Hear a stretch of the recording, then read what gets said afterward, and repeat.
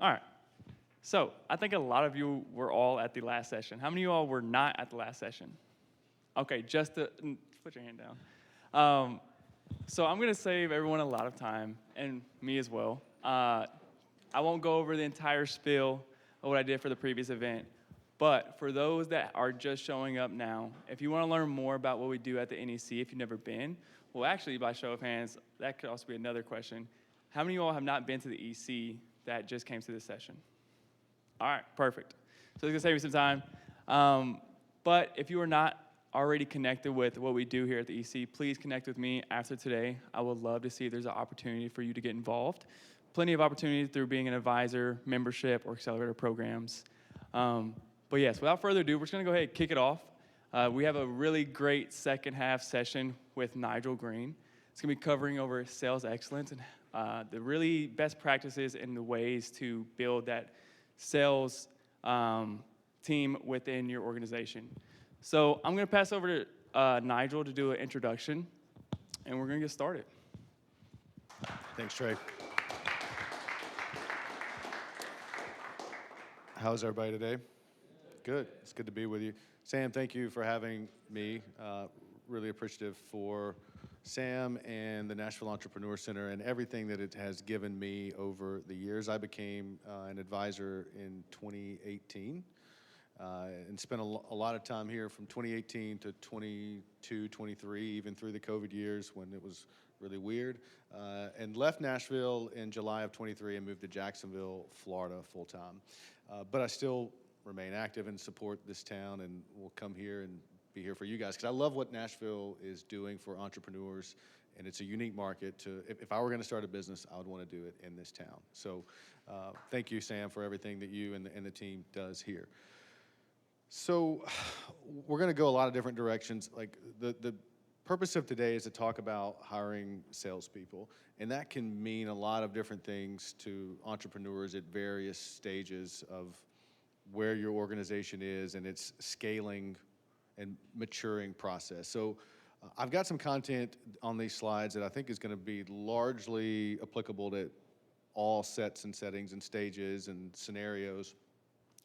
But it would be really helpful if we had just a couple of minutes, if I could just ask some questions to try to get a sense for where this room is so that I ensure you get what you need out of this today. The last thing I want you to do is come here.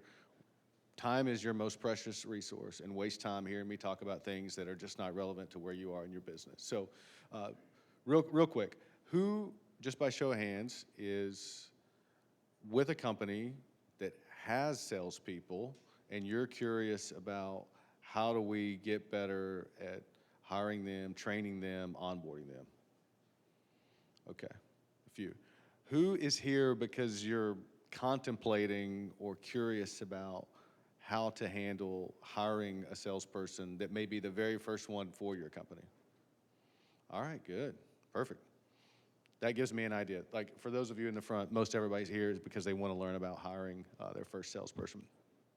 So let me tell you a little bit about me before we get into it. I started out as the stereotypical ex-jock turned medical device rep. So I played football in college right down the road at the University of the South in Sewanee. And when I graduated, I needed to make money. And they said a lot of ex-athletes go on and become a medical device rep and they make a lot of money. So I said, great, sign me up. And I did. And then by the age of, I was like 21, 22 when I got out of college. By the age of 25, I was leading a team of 25 medical device reps. Most of them had been selling in healthcare longer than I'd been alive. And I was wondering, what am I going to teach them that they don't already know about selling? Little did I know that my experience of being a very average college football player, if you know anything about college football, Sewanee and its football program is very forgettable. It's not like a pipeline to the NFL, so we're all pretty basic.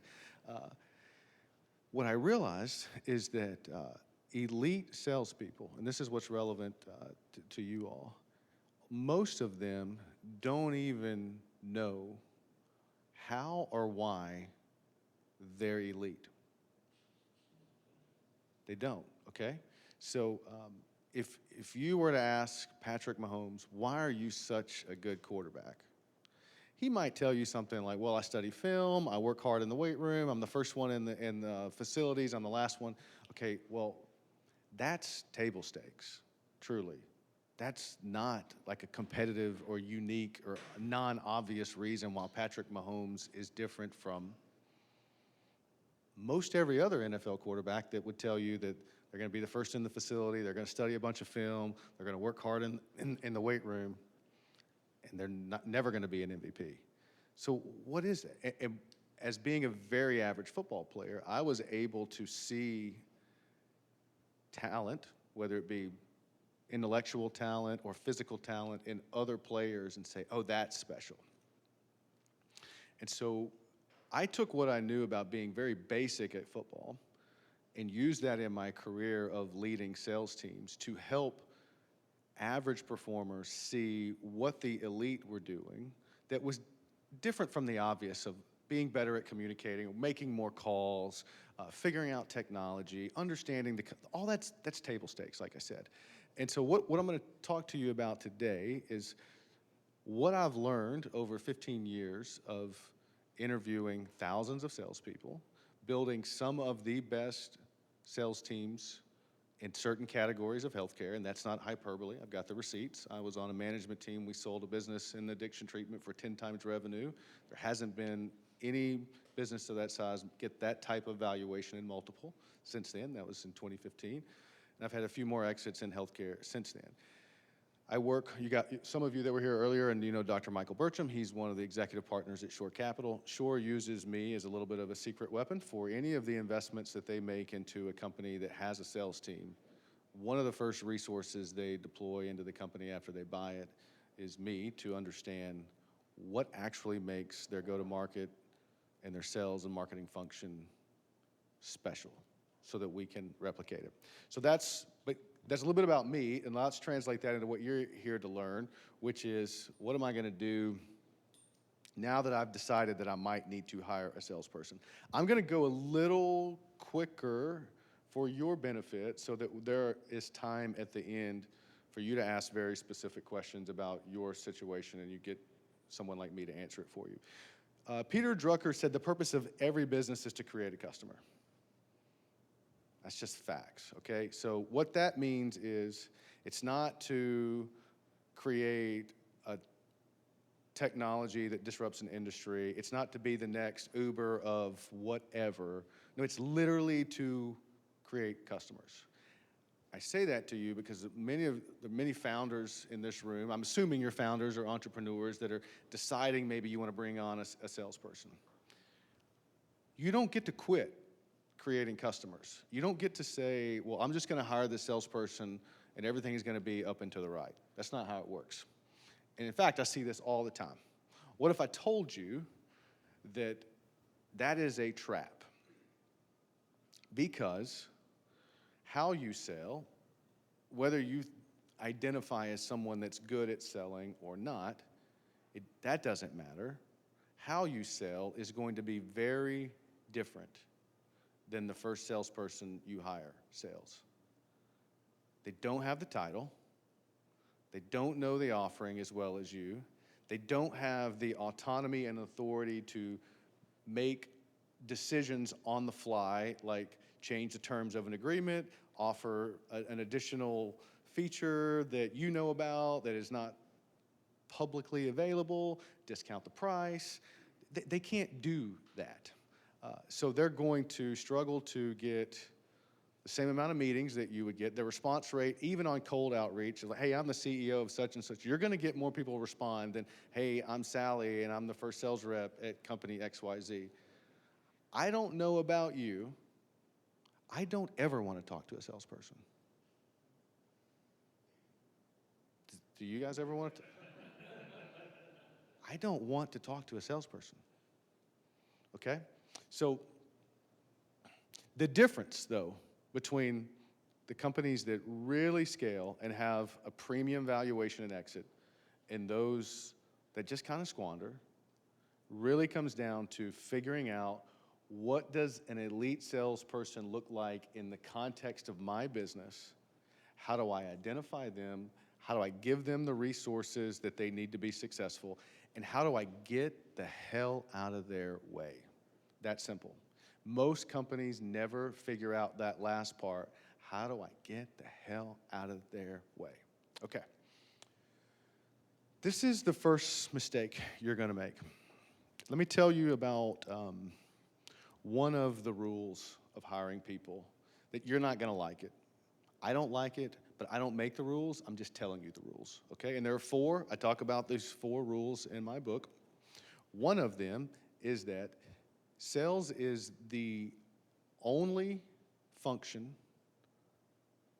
in business where you don't have to go get another job to have a material increase in your compensation. So if you are a customer service rep, if you are an accountant, if you are in an operational role, if you're think of every other operational position in an organization. If you want a raise, you have to go ask somebody to give you a raise. And they're going to do some cost of living, they're going to do some market-based assessments, and they're going to come back and give you an incremental increase in your income that's going to feel a little bit offensive. And if you're lucky, you might get some bonus or some other kind of incentive compensation plan. But if you took that and you went to another employer, you might get as much as 20, 25% increase for doing the exact same job, just porting your expertise to another position.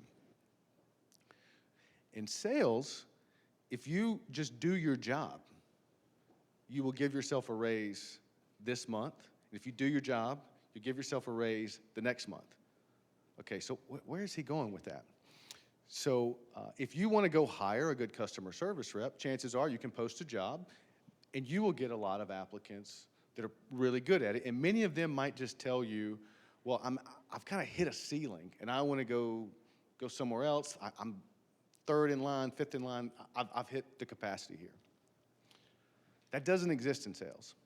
So when you go post a job for a sales rep, you're going to get people that can't sell or haven't sold because they have decided that it's easier for them to go get a job somewhere else than it is to just do the job that they have now. Why is that important? Elite salespeople aren't looking for jobs. Why? They're busy being successful, earning commissions, making a lot of money where they are. This is a monumental waste of time. You can't do that if you want to hire elite salespeople. If you want average, and look, there's a whole chapter in the book on when you don't need to hire an elite salesperson. But I will tell you, if you're hiring your very first salesperson for your company and it's your name on all the banknotes and the brand and you're the CEO, you probably don't want to mess it up. You probably want to get someone elite. So we're laughing because you get it, don't you? You get it.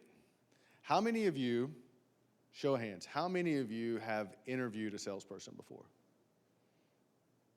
All right, onward. Tell me about it. How'd it go? It was due to hiring methods. Oh, we like their vibe. We could hang out with them. Maybe drink a beer. Let's have them out with the team afterwards. That was my prior company. Yeah. And how did they perform in that setting? In the interview setting? Yeah. He's likable. You can put him on the phone. We're in the recruiting space. So, Yeah. Yeah. and yeah, Josh, 70% of them just tanked after 12, 18 months. Yeah. So if you didn't hear that, in a social setting, in a conversation, great, what's not to like? We love them. Then you put them in the job. It ain't a Big Mac, right? Okay, so that's the point that I want you to understand, is that, where am I going with this? Did I miss that slide already? Forgive me. Here, yeah, I missed it here because I combined it here. When you go to interview salespeople, they're better at interviewing than you are. That's the other thing that you have to understand. My grandfather used to say, if you sit at the poker table and you can't find the sucker, it's you. That's what it's like when you interview a salesperson. And I'm not even talking about an elite salesperson, just any salesperson. It is their job to have an answer to every question that you have. And your questions are all pretty basic. I'm just going to call you. I'm telling you right now. You can ask ChatGPT, Gronk. It's all basic. okay? And they are actors, and they're playing a role. The role is get the job. And they have more reps and more experience than you, and their job is to make you like them, and they do it really well. And none of that translates to, can you actually fucking sell? Can't. So, the other thing you have to understand, so they don't interview for jobs, and even when you understand that and you go to interview them, they're better at interviewing than you are. So, you have to build a process that forces salespeople not to discuss what they can do, but to demonstrate. And you're not gonna like this, but that takes time. You can't do it in a series of a few conversations. So, putting this book together, I told you I've interviewed 5,000 sales reps for all different kinds of roles. And one of the things that I want you to talk about, I want to go next is, okay, they don't apply to jobs. We know that we have to interview them differently. So where are you going with this, Nigel? Help me make sense of that. You heard me talk about my experience in football. When the Titans needed a new quarterback, they went and drafted Cam Ward, right? Okay. So when they went to draft Cam Ward, they watched a bunch of film, brought him in, had him work out, did some personality tests, spent a ton of time with him, and then compared him against a number of other qualified quarterbacks. The job, while it had elements of conversation, the job interview had assignments that mirrored the job. And they got to watch him do the job before they decided to make the investment in doing the job for the Titans. You see the difference? What they didn't do is put an ad in the Tennessean or on Indeed that said, we're gonna have tryouts at Nissan Stadium. Anybody, just submit your resume and show up at 2 o'clock on Saturday. And they don't have somebody that is looking through everybody's resume that wants to be the quarterback for the Tennessee Titans. That's not what they do. Okay, so since we're not going to host a tryout, we're going to go scout. You have to be like a sports team if you want an elite salesperson. So what does that look like? You have to know how you think the transaction needs to be created. How does your customer want to buy what you sell? Chances are, what you think is your sales process, buyer's journey, is not actually what's happening to create a transaction. You have to, and let me break this down for those of you that are founder-led sales. You have to find the leads in your business that you were able to close that didn't come from your personal network, those unaffiliated leads, and watch how they made a decision to buy from you. What are the little micro commitments, the intent signals that they gave you along the way? And then you have to figure out what are the skill sets required to do that well. It's the same as the Titans decided he's got to be able to make that 20-yard throw into the pocket in cover 2. He's got to be able to do, you have to know down to the type of conversation, the questions to ask, what goes into creating a customer so that you can build an interview process that forces the candidate to demonstrate their ability to do it, not just tell you they know how to do it, okay? So let me give you some examples. Okay, so in the book, I don't have a slide to show this, but there's a whole chapter in this book called the Elite Salesperson Matrix. I think it's one of the best chapters in the book. It's a 2x2, and along the vertical axis is transactional versus consultative selling. So is your offering best sold in a way where you have to do some discovery, ask questions, build a bespoke solution around a unique set of needs of the customer, Or is it pretty well defined? This is what it is. It's kind of commoditized. We do it a little bit cheaper, or we do it a little bit faster. We do it some unique way. It's transactional. Then along the horizontal axis is need to have, nice to have. From the perspective of the customer or the prospect, you're always going to think they need to have it. Do they believe it is a need to have or a nice to have? And it creates this beautiful little 2x2. Your job is to figure out where you need a salesperson to live. How much consultative versus transactional do they need to be? How much selling in a need to have versus a nice to have might they need to have some experience in? Because elite isn't the same. Like, I can tell you that Cam Ward is elite at being quarterback in one system, but he may not make it in another offense. He may not make it in somebody else. He's still elite. So the analogy that I use is, don't tell me, I get a lot of sales leaders that say, I need a dog. I need someone that runs. I'm like, well, in the world of dogs, there are bird dogs that go jump in the water and grab birds. That's very different than a show dog. They're both elite, world-class dogs. Which one do you want? They look at me like, I didn't think about that. I mean, you want a Pomeranian, or do you want, what do you want? They're all dogs. What do you want? So your job is to figure out what are the things that I need in order to execute my sales process effectively. Some offerings that are, is there anyone struggling on whether or not they think their offering might be consultative or transactional? No? Okay, good. So once you figure out what your process looks like, how you want to design certain elements of the interview process, here's the trap. You're going to get really excited about somebody or a couple of people along the way. They're going to do something, not just say something. They're going to demonstrate to you something in the process that gets you really excited. And you're going to want to skip some steps. You're going to want to say, I just know. Nobody's ever sent me this kind of follow-up. No one's ever done this amount of research about me or the company. No one's ever brought me a lead or closed a deal before I offered them a job before. That's the person. You can't do that. You can't do that.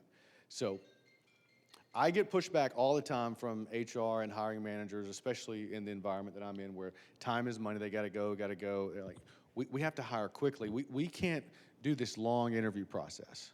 So your job is to make the right hire, not to hire quickly. It matters a lot because it's your business and it's your baby. So what I'll tell you is you can't skip steps, but the time that lapses between steps is up to you. And the order of the steps for most interview processes, outside of maybe a behavioral assessment or a reference check, doesn't really matter, okay? Here is just one example of an interview process that I like to use for B2B service-based selling. What's the first step?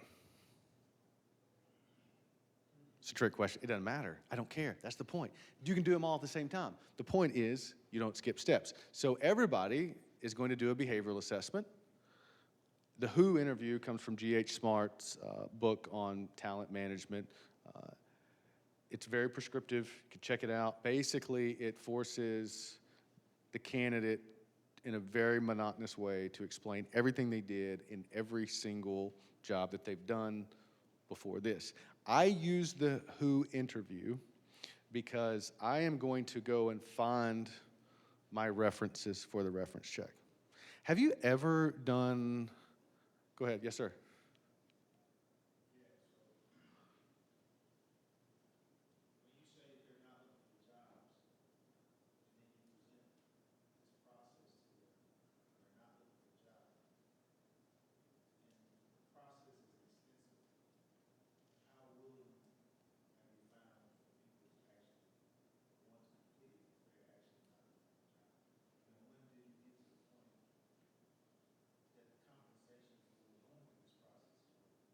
Yep, fair question.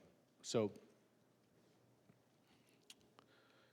important step, given the context of this room.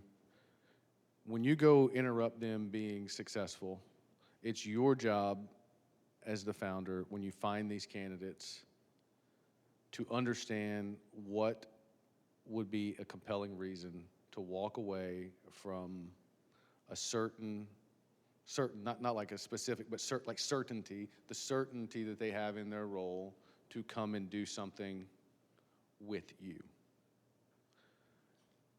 How they answer that question is going to drive how you explain the process. But let me give you the way I like to frame it, is I say to them, I'm doing this for you just as much as I'm doing this for me.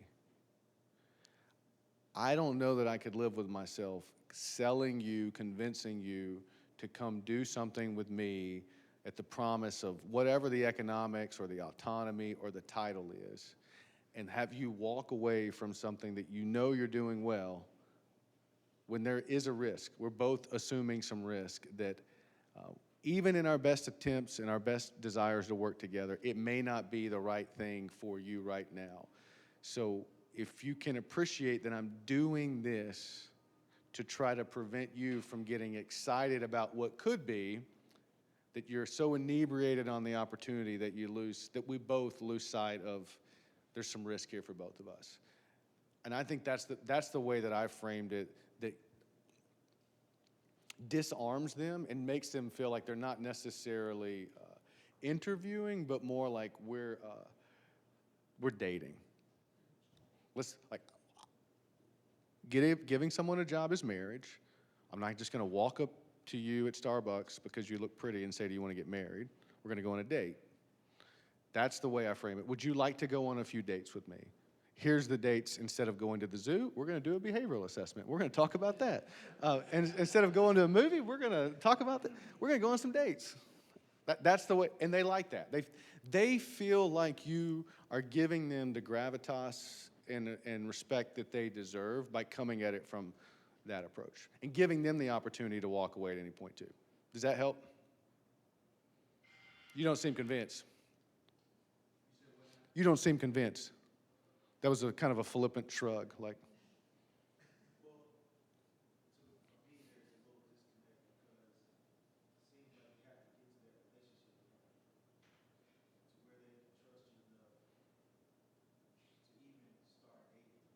Yep.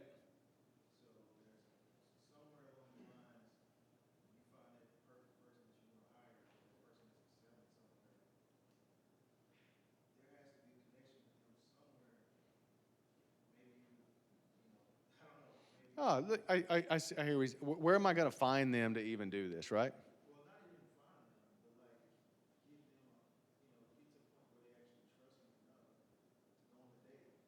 Yep. Let me give you an example of how I do that. So I don't generally believe that going to one of my competitors and stealing their best rep is always going to be a good outcome for me. I've learned that very rarely are the relationships and the sales portable. They say, I'm going to bring all this business to you. I've very rarely does it. I have examples where it's worked out, but very rarely it does it. What I do, and this works really well, is I go to my customers. So even though some of you haven't hired a salesperson yet, you probably have customers, right? We have customers. So I go to my customers and I ask them, who is the best salesperson that calls on you? Not who do you know, because they're going to tell you about their nephew or somebody that lives in, who calls on you that is absolutely the best? And tell me why. What do you like about them? The reason I do that is most often, even if that sales rep is selling to my customer something that has nothing to do with what I'm offering for them, they probably can at least have the conversation with my customer about my offering. Otherwise, how did they even get in the door to have the conversation with you? So I ask them, who are the best salespeople you know?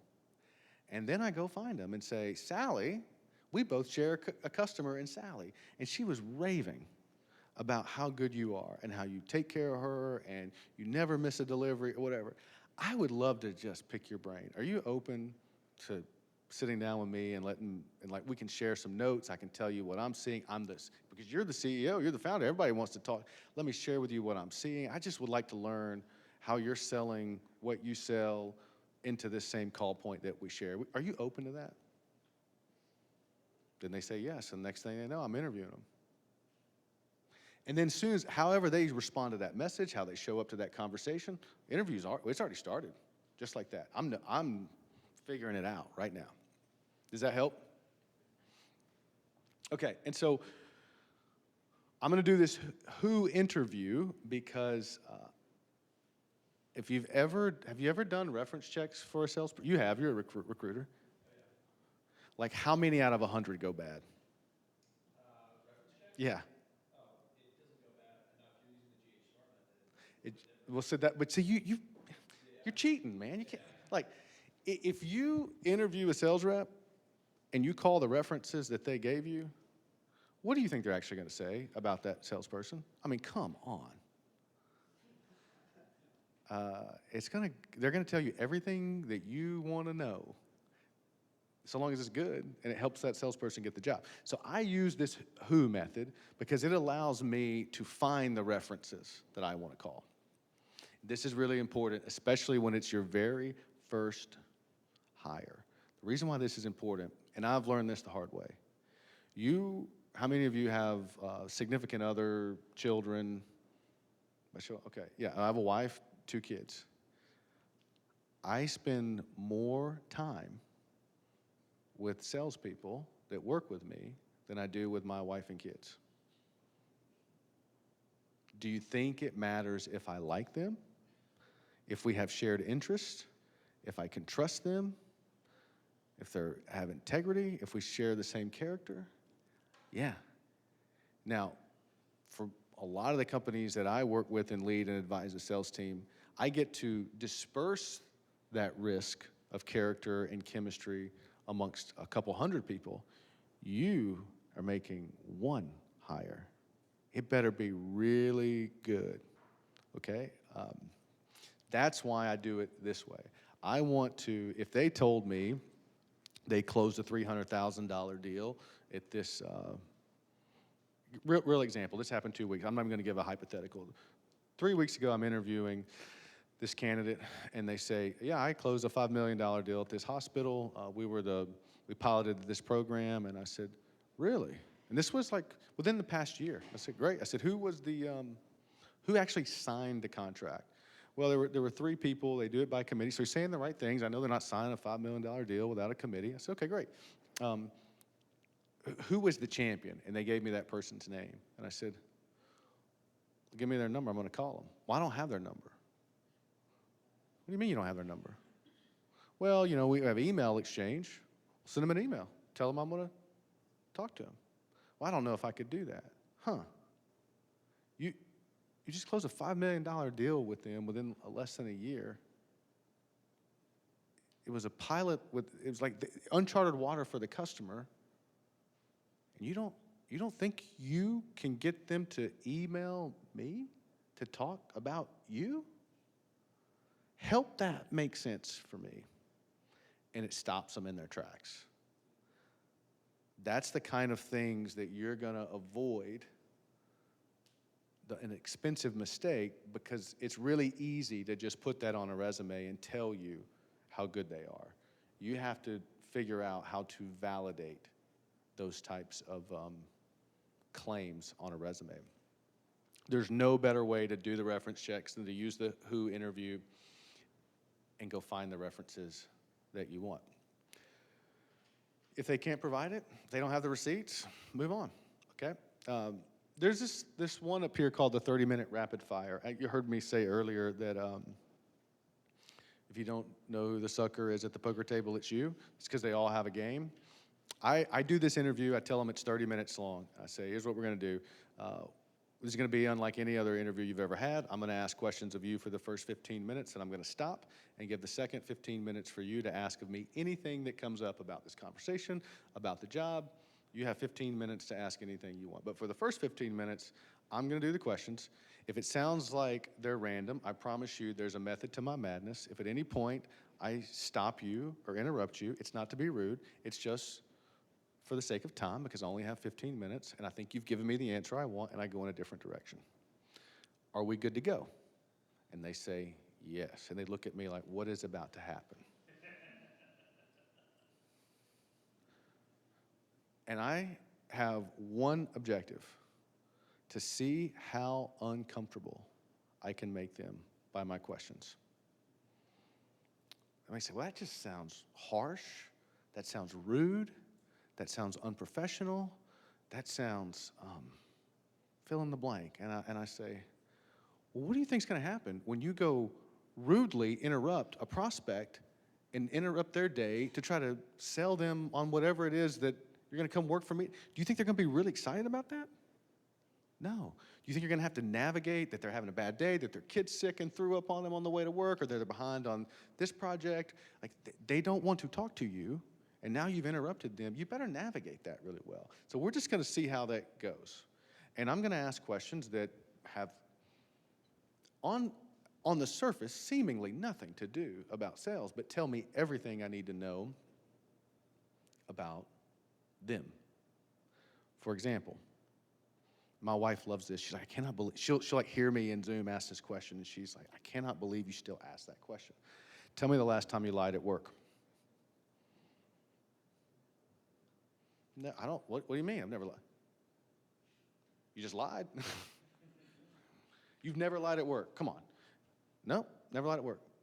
Did you ever just skip to the bottom at DocuSign and hit accept and sign it? Did you read all the terms and conditions? You just said you did. You just lied. You literally just said, I've read all these terms and conditions, accept, sign. No way you read that. No, you'd still be reading it. They don't know what to do with that.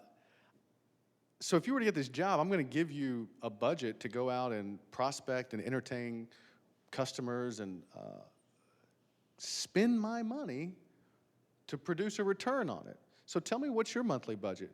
Tell me how detailed your finance is. What's coming in? What's going out? How much do you save? How do you spend your money? What do you give me your burn rate?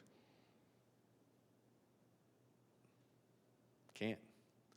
If you can't manage your personal money and tell me how you do it, I'm not giving you a credit card to go work at my company. I'm not doing that. I'm not giving you access to my data, or I'm not doing that.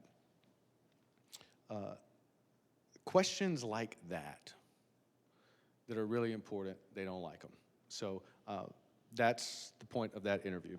Your job is to make them feel really uncomfortable. And then you have to do what you say. You have to stop right at 15 minutes. And this is where I learned the most in the interview.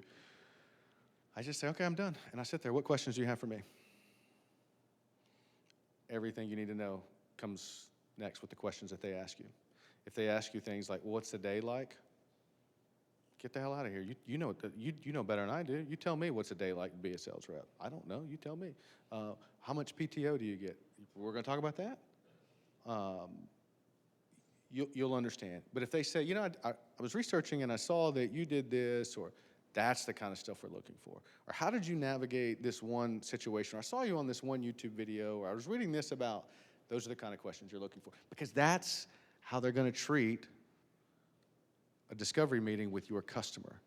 Are they going to show up and ask the basic stuff that they should have read or asked ChatGPT to give them before they went to the meeting? Or are they going to do the research on their own and get there? So now, you were asking this about compensation. Compensation is the engine. If it doesn't make dollars, it doesn't make sense to them. But there are other things that matter to salespeople that are non-monetary, like recognition, education, learning. There's so many ways. I got a whole chapter with a list of all the things you can do to bridge the gap. The one thing I want to say about compensation is they don't need your job. So you have to figure out how to make it work for them, which means you have to absorb the risk.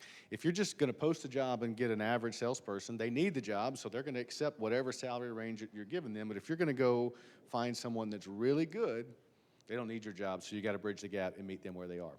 This is this onboarding. Imagine if Vanderbilt went and hired one of the best orthopedic surgeons. You're going to spend $750,000 in salary to get them here because they're going to make so much money on all these orthopedic procedures. And they said, we have the best tech, best technology, everything you need. Come here. And he shows up, and he says scalpel, and they give him a hacksaw. I thought you said you were ready. I thought you said you wanted an elite salesperson, and you have very basic or unacceptable technology, tools, and a product. If you are not ready for elite, interviewing an elite salesperson is going to tell you. They're going to poke holes in all of your processes and all the operations. So just be ready for that. If you're not ready to take them, they're gonna let you know. So you get ready. And they're the band. I get this all the time. I can't have a sales rep make more money than me. Okay? I had a CEO from an equity-backed company tell me that 2 weeks ago. It's like, Nigel, this salesperson wants $500,000 cash and an opportunity to make $1.3 million. I don't even make that. And I said, okay. Don't hire him. Then what? Well, we could get someone for cheaper. Okay, well then what? And we just keep playing the tape forward. It's like, look, I don't know what your comp package is as the CEO. That's something that you negotiated with the board or with the founder, whatever. What's also true is you get all this non-cash compensation and equity that's coming at some future date, and you're not going to get any of that if you don't grow the business. And so if your ego is going to stand in the way of you investing in creating customers, which is the only thing that matters. If you don't have customers, you don't have a business, you don't need a CEO, they don't need you, you're going to be gone. That's the essence of the conversation. So you got to decide, Mr. CEO. Do you want to hit your plan? Do you want to get your bonus? And do you want to sell this business at some point and honor the commitment you made to your capital partner to exit this at some valuation it's 5X in the future? Or do you want to go tell them, no, I took your money and burned it because of my ego, and I wouldn't go spend the money that I needed to spend to get someone in here that could do the things that I can't do? Because if you could do it, you would already be doing it, and you wouldn't need to go hire a salesperson. But you can't, so here we are. That's it. I want to just stop there and ask some questions. I hope that was helpful. I tried to cover a lot of ground and try to make it as relevant to you all as possible. But in the event that I missed something or didn't quite nail it, I'll stand up here and ask questions or answer questions. How good are elite salespeople at training or being mentors to the other people that are brought on in a sales team? Not great. The question was, how good are elite salespeople at training and developing others on the team? And the answer was a very quick, not great. It's the same reason that Michael Jordan doesn't coach basketball and Phil Jackson does, that Bill Belichick coaches football and Tom Brady doesn't. They struggle from the curse of knowledge. They cannot for themselves figure out why they're. It's just the way it is. And you can see it in every profession that's out there. The best coaches were very forgettable at the craft. And what made them so good is the ability to see what the elite talent can't see. There are exceptions. So the head coach of the Houston Texans, his name is D'Amico Ryans. He's a great football coach. He's a great football coach despite being an all-pro linebacker. He is one of the anomalies. Generally speaking, I don't see a lot of elite salespeople become really good sales leaders. They just don't, they're not even really good at, like, as an aside, can you let them watch you? They're not that great at that. Because they don't realize the things that they're doing that aren't on the training program that make them really special. So is it necessary then, in other words, like you got one on your roster, but you need all these other people that can, you know what I mean, like how do you source essentially someone who can bridge the gap with what will eventually be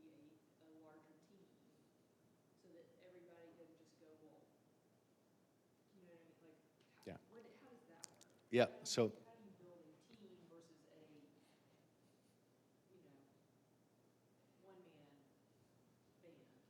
yeah, so if you think about, she's asking like, how does that scale? How do you build a team? The purpose of a team is scale, right? So it's like leverage.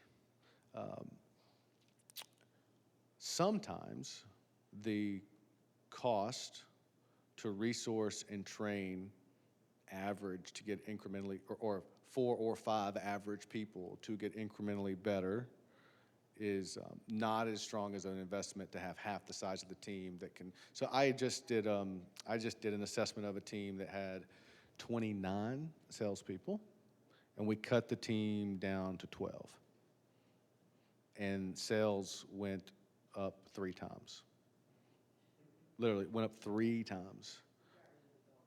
We just got rid of it, yeah.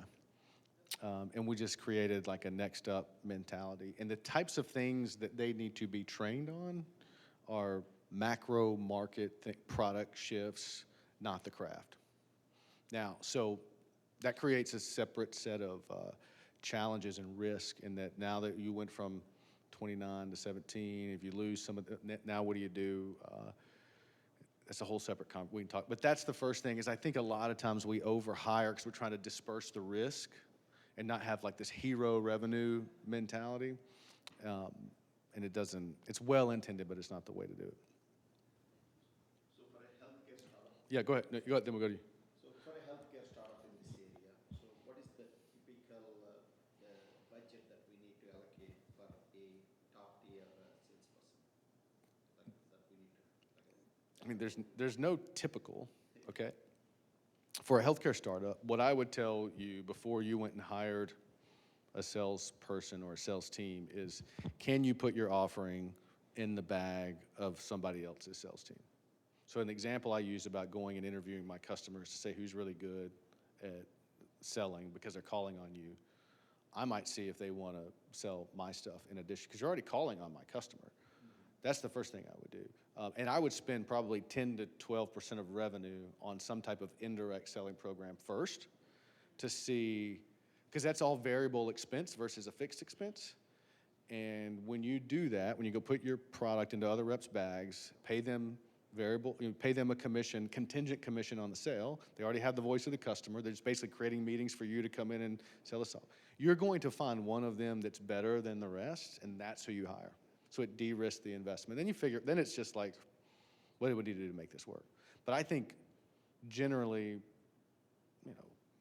10 to 20% of revenue should be spent on everything in sales and marketing, even in early stage companies. That's not just on one person, but on the tools, on everything. You need to be able to spend that. So conferences and all those Yeah. things combined like actually 20%. Or less. Yeah. And as you scale, it needs to be closer to 10%. But as a commission, like actually, so for one person that would be like 10 to 12%. Oh, no, I mean, for a commission, maybe 50, 60% on that one transaction, yeah. In sales. Well, because you have no fixed expenses whatsoever. So there's no salary, there's no burden on you. They basically, your cost to acquire the lead is zero. They brought it to you. You should be willing to, I mean, I don't know how your revenue model is, but there are instances where it is as rich as like year one, 50%, then it drops down for a renewal, but absolutely. Because you're not having to pay them any salary. So anybody like the not salaried people, the sales commission is higher. Yes, if they're salaried, it's way less because you've got all this burden you got to carry for them. But if you're doing a 1099 indirect sales, you need to show them the love. So incrementally, when you're bringing it down, like when would you bring it like what is the typical structure like on those kind of things? Well, if they come to work for you, then your full burden, like sales and marketing expenses, needs to normalize less than 20% of revenue. That's everything, marketing, all that, including the salary and wages of the team that you decide to build. When you're thinking of elite salespeople, what's the percentage that you find out of that group, out of that grouping, are building their own personal brand? That's a good question. In line with elite salespeople, especially in the last 10 years, right? I don't know. I know what you're asking, and I see it a lot. I don't have any data around that. I'll tell you that it really depends on the offering. So social selling or anything that is sold on LinkedIn, or a lot of them. But I'll tell you, some of the most dangerous salespeople I know, you won't even find them on that. Like some of the best device reps don't even have a LinkedIn. Some of the best complex enterprise software reps, obscure, and they intentionally keep a very low profile. They don't even want their competitors to even know who they are and that they exist. So it differs. It really does. But there's this immutable wave of seller brands being portable, and I think that there's a lot of utility, and I think that I'm actually even seeing some salespeople use that as a negotiation tactic in the job to say, look, I've got 25,000 LinkedIn followers, and I am an entity. You're buying this brand. So there's a world of that. But I don't know the percentage of it. It'd be a hard question to answer. One of the things that you said that really stuck out to me was that you spend more time with your salespeople than your wife and kids. And so when I think about, cultural fit, right, versus performance, everybody's got a craft to value ratio. There's a certain amount of craft you put out for the value that they bring. How do you, maybe high level, identify people that have both? They have the performance, they have the ability to deliver, but they also are a really good cultural fit, especially when you're in that interview process and you don't really know what you don't know until you get into the relationship a little bit further. Yeah, so for me, so the answer is you got to be really clear on like what you like. Not necessarily that they don't need to like football or like to go bowling, but for them to have chemistry with you. Like my wife doesn't care about a lot of the things I care about, but we still have, she's intellectually very curious. So am I. I love to read. So I'm asking, what's the last book you read? How do you spend your free time? When do you start your day? Which is another thing. Not like when do you start your work day, but when do you start your day? I start my day ridiculously early. And the reason that's important to me, my house is quiet until 6:30 in the morning. I get up at 3:30 or 4, so I'm accessible. And so if someone is like, yeah, I'm up, I'm jamming at 5:30, I can talk to you on the way to the gym, that's helpful. What doesn't work, and I've had this get me into trouble before, is where like I might have a rep on the West Coast. You won't find me after 5 o'clock. I'm in dad mode. Like you just can't find. So I can't even help them. They're just starting their afternoon. They're blowing me up, and I'm not going to see it until the next day. And if I get up at 3:30 in the morning, I'm looking at their messages, and guess what? It's 1:30 in the morning. They're not awake. What am I can't help. So those kinds of things, like you got to figure that out. Are they someone that shares the same type of values? Do they value figuring it out on their own, autonomy? Do they value like alignment, check with me first? I don't like check with me first people. I like go ask for forgiveness, not permission. But you might want somebody that checks with you. You got to know that and then create ways to find that out. I like people that can tell me what this job is helping them become. And if they don't have an answer for that, we're not going to get along well, because everything I'm doing is moving me to something else, and I just want to help them get there. And if we can figure out what that is, we'll get along better.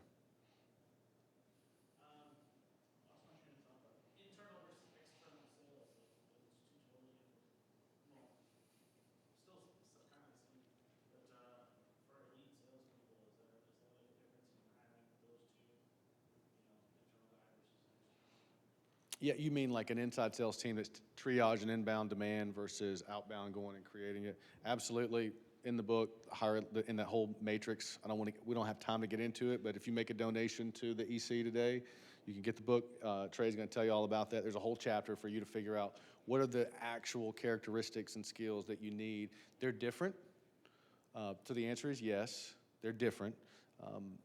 The book will unpack it. So I know that's not the answer you want. The answer is yes. I don't have time to get into all of it here.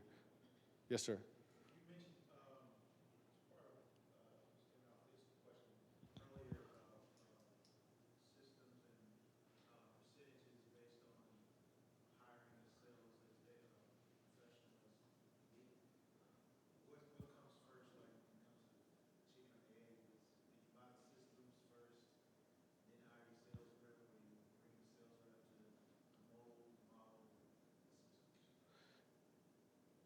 The way I think about that is, to what degree does the investment in systems and technology help augment that salesperson? Okay, so if I only need the systems to account for what you did because I need to do roll call and babysit you, I don't need it. But if you're telling me that in order for you to do your job, you need me to invest in technology that allows for you to not have an administrative burden or to get the information you need faster. So like speed to deal improves, your ability to have insightful information to position us better, then I need to go get that first. Yeah. The usage of process of hiring a transferable process for other positions. In your experience. Is it transferable? Yes. I don't know that it matters as much as broadly as it does in sales, given that most people aren't professional interviewers. So you don't have to, like, they're just going to be honest with you. Like, they're just not really good at it. Versus like, oh, I know why, I know the question behind that question that he's asking me. Let me spin this around and say it this way. They're just not going to do that. Some C-suite positions, yeah, they're actually really good at it, because most C-suite executives did some kind of selling. Whether it was internal selling, had to sell they may not have been like creating customers, but they had to launch this initiative and get 300 or 400 employees to buy into it, or they've done some kind of, but no, I think for the most part, it is transferable. I don't know that it's necessary. I was just curious, as it relates to sales, what's your definition of talent? Since it's all that matters. What are you looking at when you're defining that? Yes, he asked the question, what is the definition of talent? Before I answer it, I think that it's important to say that it's okay for the definition to be a little bit different. I'm looking for category defining. So what that means is, if I am building a sales team in the senior care space, how do I win a Super Bowl? If I'm building a team in medical device, how do we get Stryker or Arthrex to pay a crazy amount for it? That's the lens that I look at to say, like, what is elite? And so the answer gets a little bit more nuanced in understanding what are the unique things that this talent does. So here's a better, what are the things that they can do that no one else can repeat? That's the answer. That's how you get to category defining, is what are the things that this rep can do that none of their peers were able to replicate? So, as a founder, how important do you think it is to have other people working on those systems with you to prepare for an elite salesperson? Probably really important. I mean, I would think that your job as a founder is do the things that only a founder can do. And if there are elements of systems and structure that could be put off on someone else in the organization that frees you up to go do founder-centric activities, it's paramount, because you're on the clock. So, yeah, it's leverage. I think if you're doing it all and somebody else could do it, you should rethink it. And maybe what you should spend your time doing is ask somebody else to build that system and structure, and then you go find the candidates to run through it. Because that's really what a founder should be, finding that talent to run through it. I wanted to address this lady's concern about Catherine, yes. about building a team that if you've got like a superstar and you're trying to build out the rest of the team. So on one of the jobs that I was in as a sales rep, some of the senior guys brought us into deals that they had on recurring things and sort of mentored us through as newbies, right? So does that exist in that space where you can have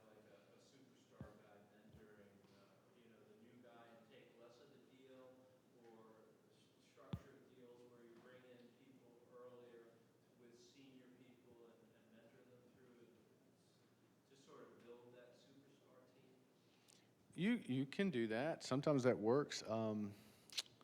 The interesting thing that I see in a lot of my work is they don't have that kind of time. So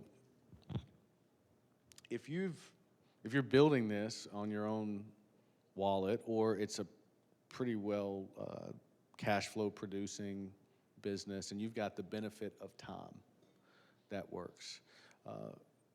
In this town, where everybody took somebody else's money,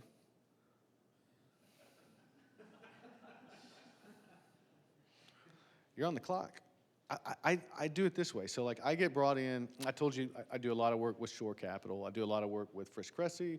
I've done a lot of private equity groups. They buy this company, and I come in and I sit down with the management team and I say, 60 months.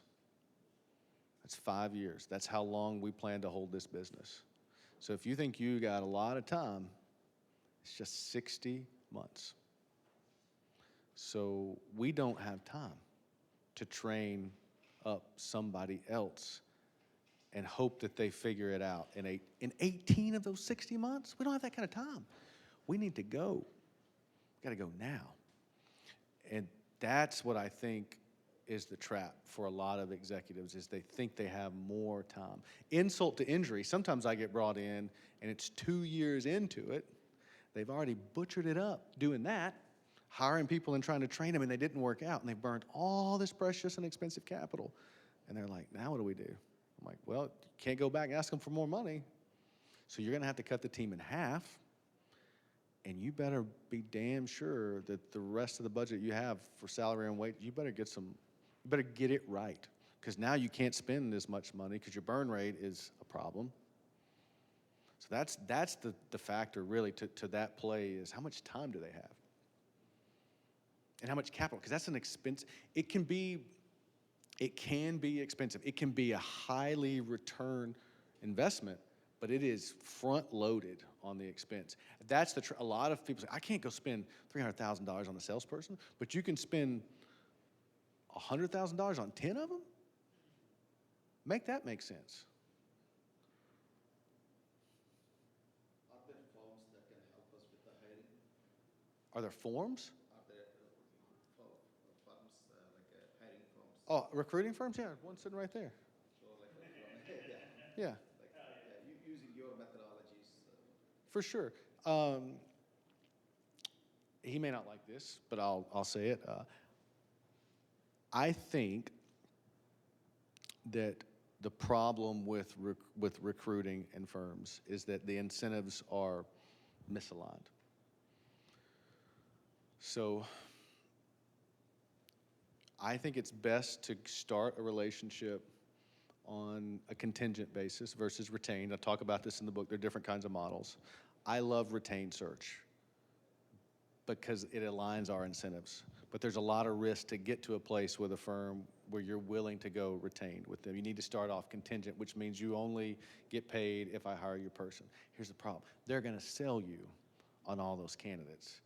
So that's where the process becomes really important, to stick to it and hold the recruiters to it, to say, I know you like Johnny. You want to get paid on Johnny, but we got to do it this way. And I have found that most recruiting firms, and you should get someone that only does sales. Don't say, well, we do everything. They just need to do sales. And then when they just do sales, convince them to start out with some version of a contingent arrangement, following your process. See how well they follow it. When it works, then go exclusive and go retain with them. Tell them you want a flat rate, no more percentage. Get them on board. They bought into your process. Your incentives become aligned, and you'll be way better than working with an internal HR department. That's my take on it. Okay. Okay. Yeah. Yeah. So regarding the PPL kind of campaigns, PPL, Paper lead? campaigns, so right now, like actually it's working out for us, so would you rather stick with that particular one, or like go like it's better to have like your own salespeople? That'd be malpractice for me to try to answer that question. I don't know. on all due respect, I don't know anything about your business. I don't know if you should turn off pay-per lead and go hire a salesperson. I could tell, that would be, yeah, I don't know. I need to know your business better. It could be sabotage for you to do that. I mean, I truly, it could be. Yeah. What do you think, and I have an idea of this, but what do you think is the most important attribute for a salesperson? Besides curiosity, knowledge, technical capacity, chemistry, personality, I don't know. What do you think it is? Results. I mean, like, all those. No, I mean, I think like you said, the most important attribute is, it'd be like saying, well, what's the most important attribute of a quarterback? Is it speed? Is it, no. Did they win games? And like, there are different types of salespeople. Some of them need to be consultative. Some of them need to toe the line and not back down. Some of them need to be persistent.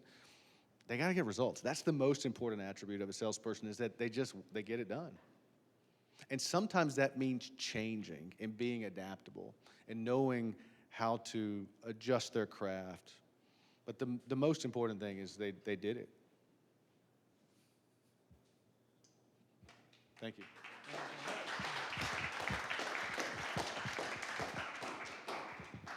That was amazing.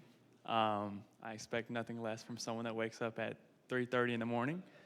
But yes, thank you so much, Nigel. Like he said, you all can get a book from him. Oh, wait. Got to update the slide. 1 second, sorry. Well, he did, yeah, get up there. He doesn't know that I'm going to go to bed at like 8 o'clock tonight. All right, 1 second, sorry.